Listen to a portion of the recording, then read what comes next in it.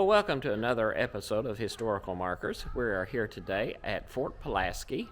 This is in Chatham County in Georgia, and the fort has a lot of interesting information. Let's go through and look at some of the various things we can find about this fort.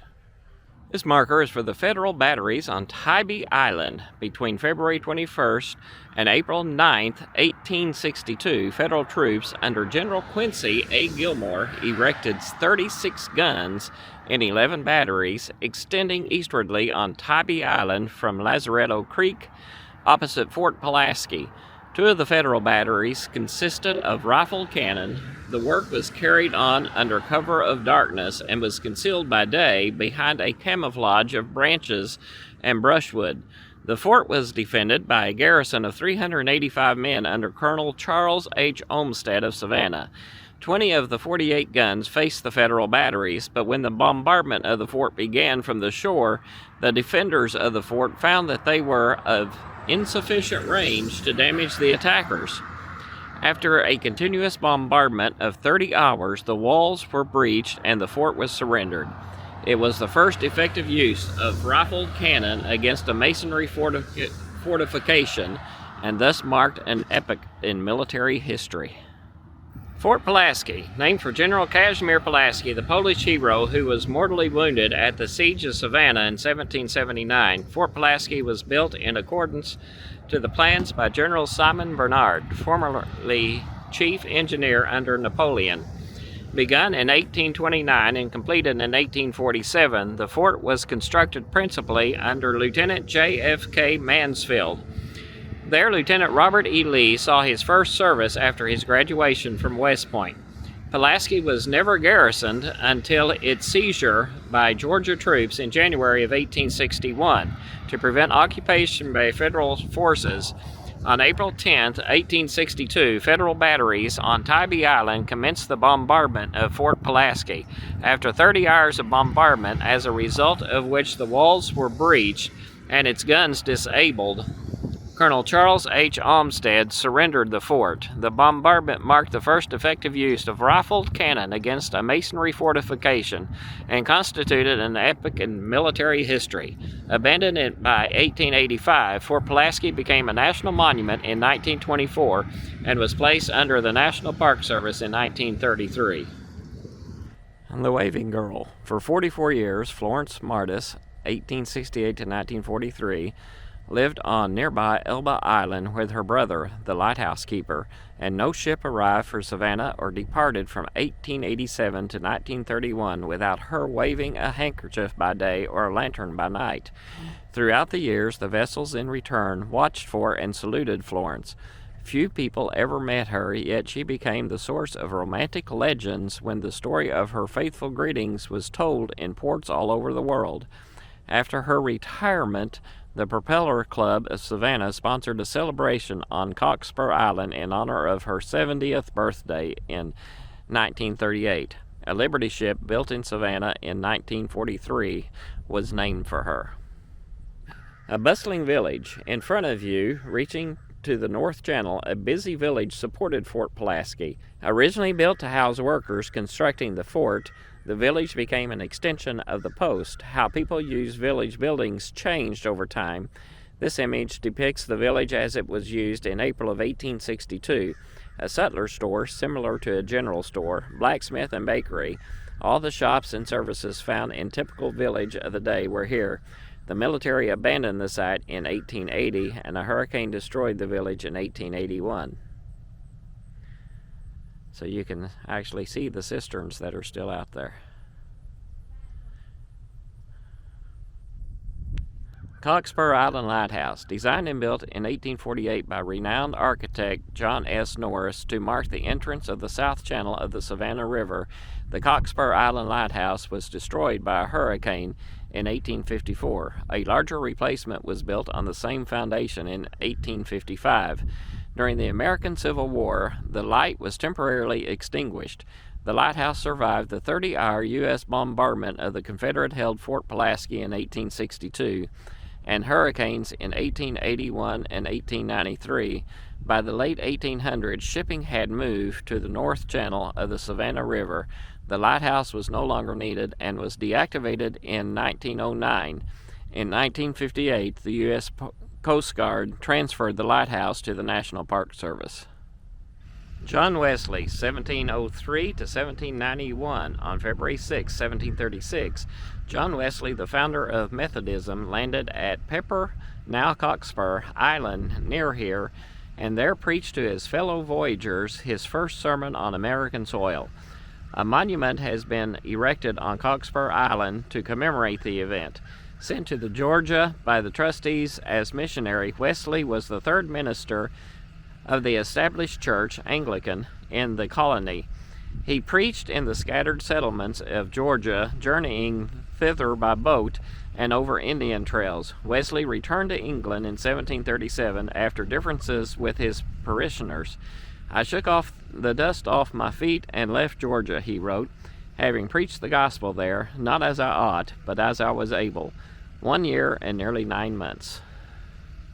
History of Emancipation, General David Hunter and General Orders Number 7 and Number 11.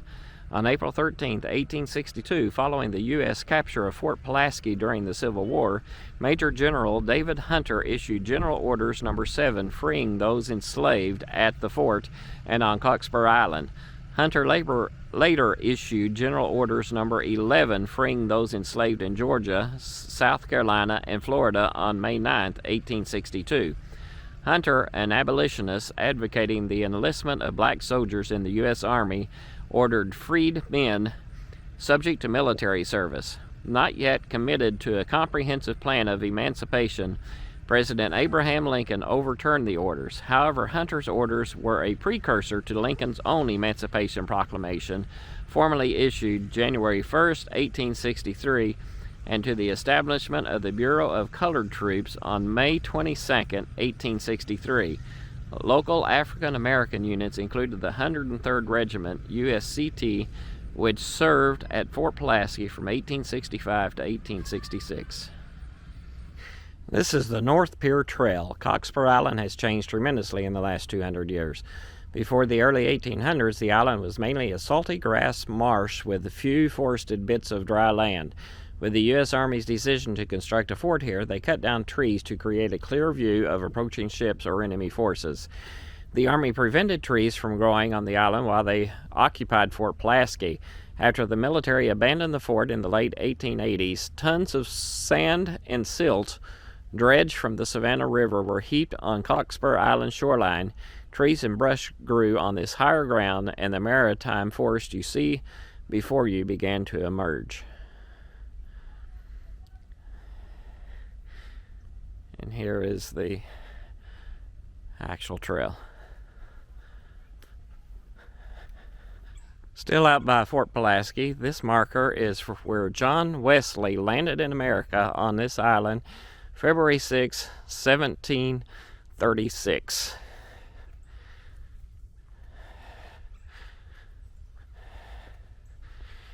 And then you can read this message from John Wesley.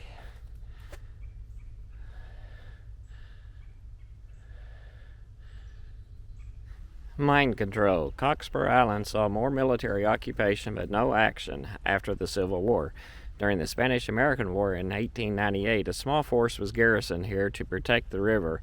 They operated the controls for electric mines in the north channel of the Savannah River and manned guns in Pulaski's Demilume. After the war, this concrete gun battery, named for Lieutenant Horace George Hambright, was constructed for rapid-fire guns to cover the minefield. The guns were never installed.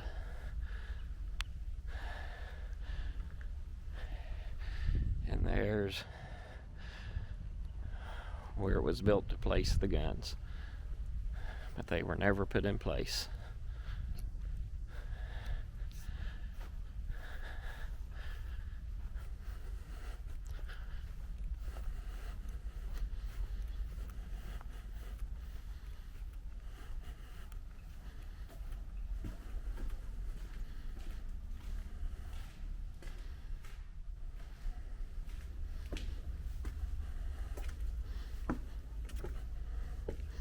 Very steep steps.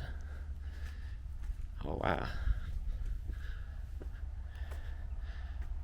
There's the river. Hustle and bustle. The North Pier linked Fort Pulaski to the world. Historically, everything and everyone came and went from here. When the Army occupied the fort, the wharf in front of you buzzed with activity. It was not a place for standing around. It was a place of movement and action. Dock hands quickly unloaded heavy guns, kegs of gunpowder, and foodstuffs to supply the garrison as soldiers stood guard. Officers, joined by their wives and guests from nearby Hilton Head Island, arrived here to join in fort festivities or see a performance in the village theater.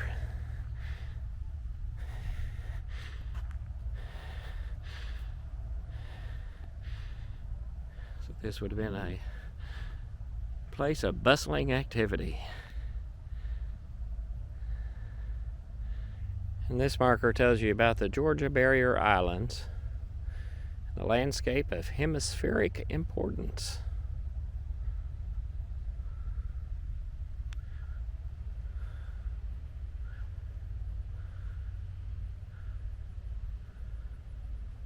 Freedom ahead. Union forces took back Fort Pulaski in 1862, opening a door to freedom for enslaved people in the region.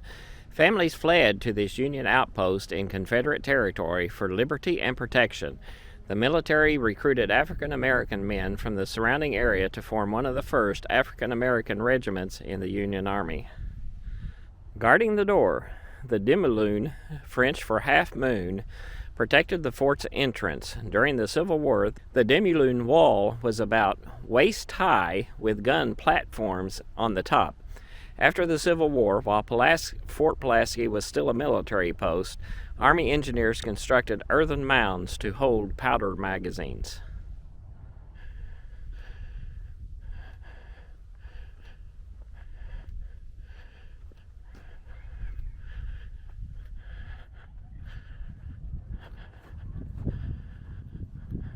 Engineering dry land. Controlling the tidal flow over the island was a critical first step in the construction of Fort Pulaski.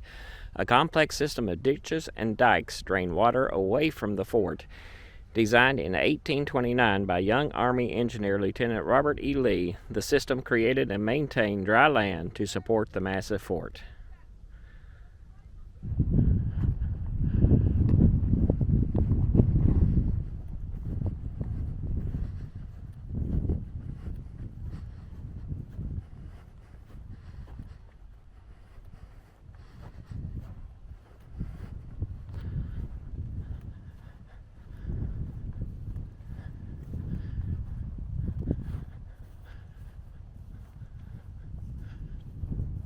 $5,275 shots and shells in 30 hours. Acting Brigadier General Quincy Adams Gilmore led the Union artillery attack on Fort Pulaski because the U.S. Army originally built the fort. He knew its strengths and weaknesses and targeted the angle in front of you, within range of Tybee Island, where he positioned artillery. It is directly in line with the fort's powder magazine. Gilmore's decision had the desired effect. Rifled artillery, solid shots, and exploding shells demolished Fort Pulaski's 7 1/2 foot thick solid brick walls during the 30-hour bombardment. Once considered unbreachable, the fort's walls proved no match for the spinning projectiles of this new technology.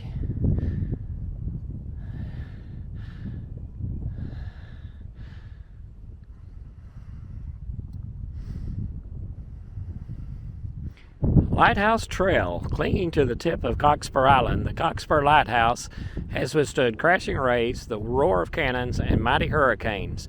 The trail leads to an overlook of the Cockspur Island Lighthouse, but the lighthouse is only accessible by boat.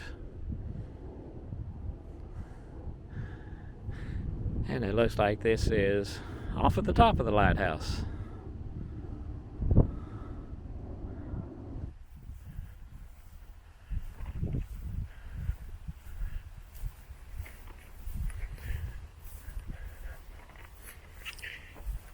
This looks like a burial area of some sort. It says within the cemetery lie the remains of 13 Confederate officers who were prisoners of war confined at Fort Pulaski from 1864 to 1865. These men were numbered in the Immortal 600, who were veterans of the Confederate States of America.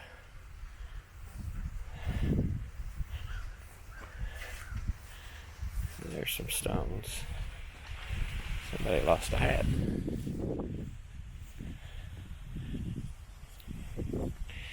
And on this side is a list of the names of the 13 people.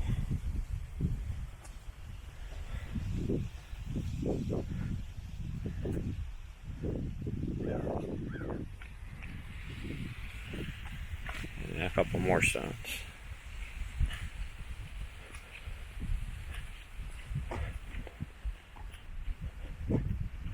So, final resting place. The cemetery at Fort Pulaski marks the final resting place for workers, families, and soldiers, Union and Confederate soldiers, as well as the people who built the fort, supported the troops garrisoned here, once shared this hallowed ground. After the Civil War, the U.S. Army moved the Union troops' remains to Beaufort National Cemetery in South Carolina, but the others remained. 13 unmarked graves contain the remains of Confederate officers from a group known as the Immortal 600. There is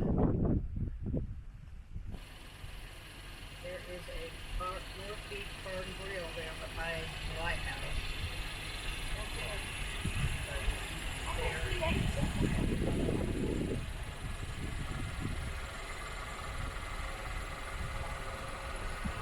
The Demilume, surrounded on all sides by the moat, the Demilume, literally half moon, protected the vulnerable fort entrance. This triangular area was modified in 1872 by the addition of earthen mounds which housed powder magazines.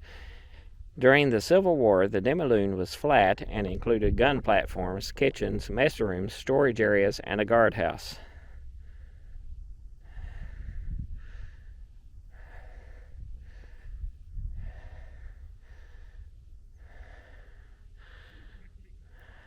Well, that was our first look at Fort Pulaski. Let's see what else we can find out about this fort in the next episode. And we will see you, and I hope you like, subscribe, and let us know what you like about these episodes.